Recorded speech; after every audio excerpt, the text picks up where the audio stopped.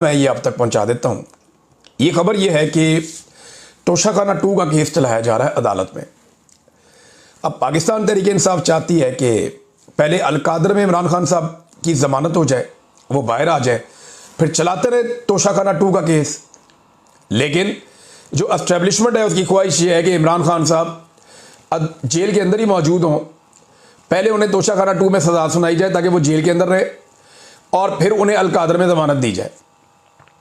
इनका तरीका वारदात ये है।